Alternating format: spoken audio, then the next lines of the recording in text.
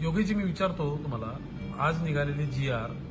आणि आंदोलनाचा झालेला यशस्वी शेवट असं म्हणलं जातं. सरकारनं फसवलंय का मराठ्यांच्या पदरात लढ्याच्या प्रमाणात आपल्याला काही मिळालंय? हे बघा, मनोजदादांच्या सारख्या प्रामाणिक नेतृत्वानं मला तो जी.आर. तपासून घ्यायची जबाबदारी दिली होती. काय याच्यात बघा, काय उणिवा असतील तर सांगा. आणि तिथंच आम्ही तपासलो. त्याच्या शब्दांमध्ये बऱ्याचपैकी पद्धतीने फेरफार केला गेलेला आहे. त्याच्यामध्ये कन्फ्युजन ठेवलं गेलेलं आहे, जेणेकरून येणाऱ्या हजारो मराठ्यांना, येणाऱ्या अनेक पिढ्यांना त्याचा त्रास होणार आहे. मनोजदादांना अनेक वकिलांनी घेरले आणि त्यांना मिसगाईड केलेलं आहे.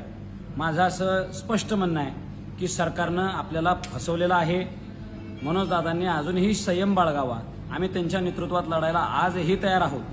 ते आमच्यासाठी दैवत आहे. पण त्या जी.आर.चा बारकावा जर आपण वाचला तर आपल्याला त्याच्यातल्या अनेक उणिवा लक्षात येतील. हा जी.आर. कोणाला लाभाला मिळू शकतो? ज्यांच्या नोंदी कुणबी मराठा कुणबी किंवा कुणबी मराठा अशा असतील, अशा लोकांना त्याचा लाभ होईल. बरं, मग ह्यात वेगळं काय आहे? शिंदे समितीनं तर ते आधीच शोधलेलं आहे. बरं, अजून सोप्या भाषेत सांगतो, ज्या ज्या लोकांना शिंदे समितीच्या माध्यमातून नोंदी मिळालेल्या आहेत त्यांनाच तेवढा ह्यातला फायदा होणार आहे.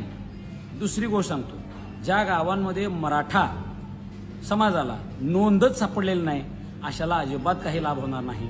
आम्ही असाच ग्रह करत होतो, समजत होतो की हैदराबाद गॅझेटियर लागू करणं म्हणजेच तिथले सगळे मराठे कुणबे आहेत किंवा मराठा कुणबे आहेत किंवा कुणबी मराठा आहेत, असं त्याच्यामध्ये कुठेही स्पष्टता नाही. आणि हैदराबाद गॅझेटियरच्या बाबतीत अनेक कायदेतज्ञांनी माझ्याशी चर्चा केलेली आहे. ह्या जी.आर.ला सुद्धा चॅलेंज करता येईल. ह्याच्यातनं मराठ्यांच्या हातात पदरात काही मिळालेलं नाही. माझ्या दादांना ही विनंती आहे. दादांना मी हे सत्य सांगत असताना त्यांच्या जवळच्या लोकांनी मला थोडंसं दूर केलं. नंतर दादाने सुद्धा मला थोडंसं दूर केलं.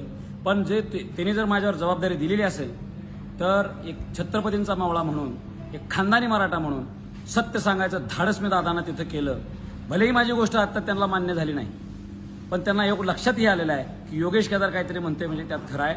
आणि आता मनोजदादांची प्रकृती आमच्यासाठी फार महत्त्वाची होती, म्हणून समाजाला सुद्धा समजून घ्यावं लागणार आहे. परत एकदा आपल्याला लढायची तयारी ठेवावी लागणार आहे. मनोजदादांसारखा हिरा आपल्याला गमावून चालायचा नाही. त्या नेतृत्वासारखा प्रामाणिक नेता नाही, हे माझं मत आहे.